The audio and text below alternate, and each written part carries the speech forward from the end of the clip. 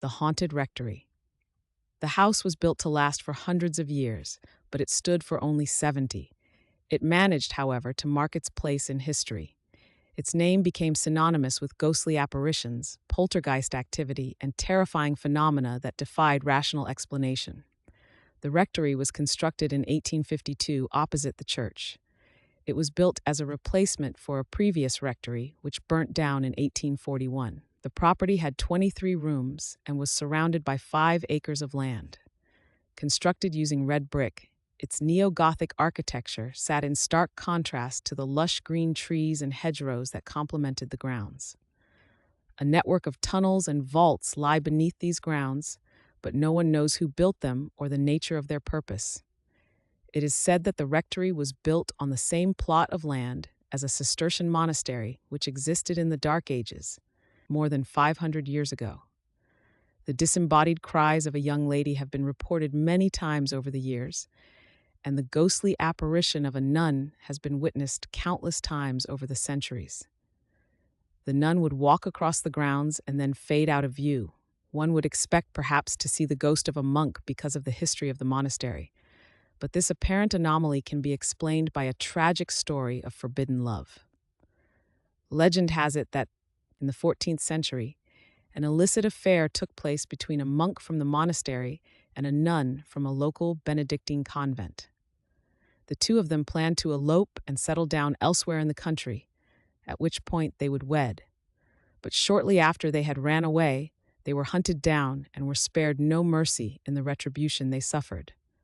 The monk was hanged, and the nun was bricked up inside the monastery walls, while still alive and left to rot. Tales of paranormal activity were commonplace before the first residents moved into the rectory. Records show that the first resident was Reverend Henry Elgar Lawson Ellis. Ellis moved into the rectory with his wife and would go on to raise 15 children there. But such a large family required bigger and more suitable living quarters, and so this led to the addition of a new wing in 1870. Many sources state that Ellis and his family experienced strange occurrences from the outset. The Reverend became fascinated by the bizarre phenomena and requested that a summer house be built overlooking a small stretch of the grounds where the nun was seen most often.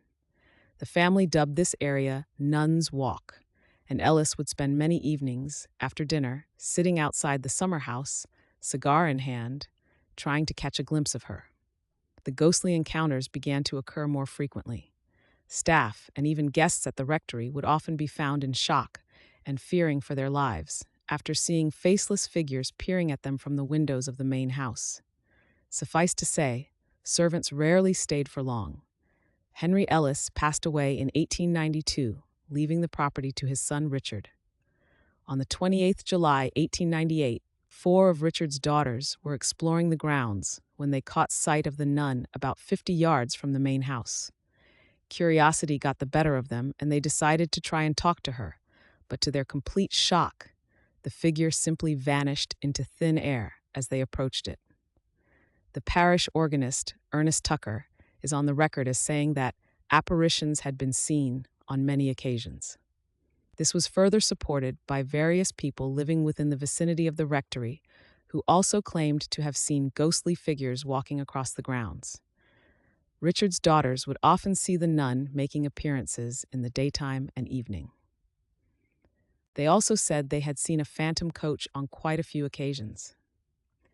Richard Ellis would remain at the rectory until his death in 1930. The lease then passed to Derek Tensing and his wife, who moved in shortly afterwards.